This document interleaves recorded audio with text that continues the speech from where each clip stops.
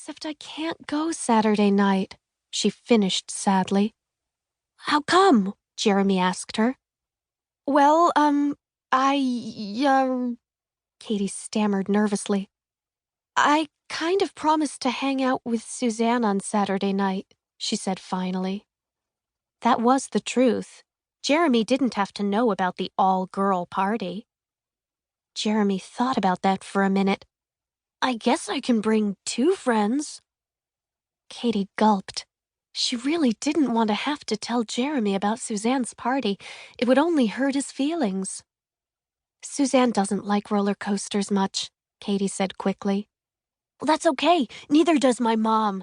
They could go on the bumper cars while we're on the lightning bolt. Katie sighed. Well, see, Suzanne and I sort of have plans with some of the other girls in the class on Saturday night, and what kind of plans? Jeremy interrupted her. It's nothing you'd want to do, Katie insisted. What are you doing? Jeremy asked again. Well, Suzanne's having this all-girl party, Katie blurted out finally. Jeremy pushed his glasses up on his nose and stared at Katie. He looked angry. How come she's only inviting girls? He asked. That's not nice. It's a sleepover party, Katie explained. We're going to put on makeup and do our hair and stuff. You wouldn't want to do that. It's still not fair. But Jeremy, it's a sleepover, Katie insisted again. Boys can't come. Jeremy didn't want to hear it. Suzanne is being a total snob. She should have a party everyone can come to. He stormed away angrily.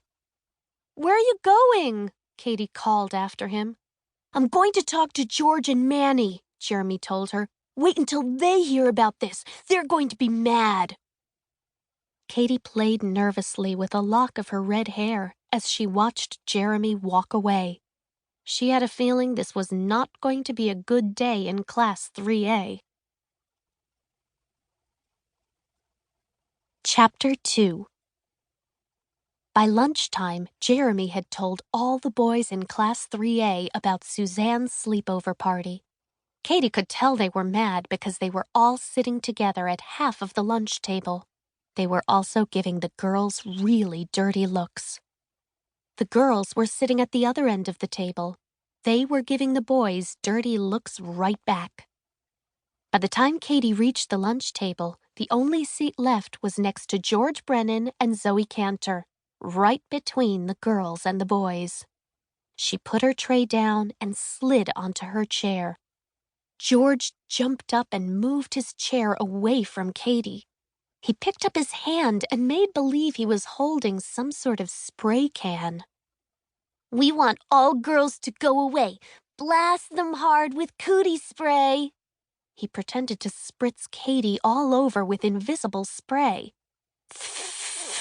He said, imitating a spray can. Katie jumped up with surprise. George, what are you doing? George shrugged. I'm sorry, Katie Kazoo, but you're a girl. All girls have cooties. I'm just making sure I don't get them from you.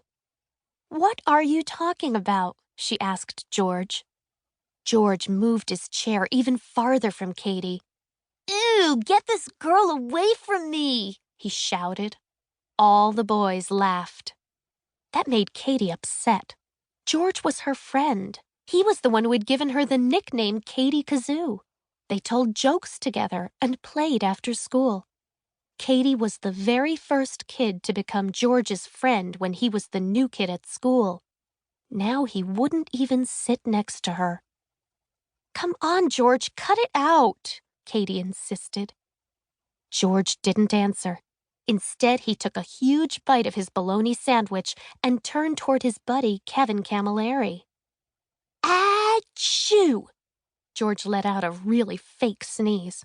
Pieces of chewed-up bologna, cheese, and bread sprayed out of his mouth and all over the table. Kevin chuckled. Good one, George.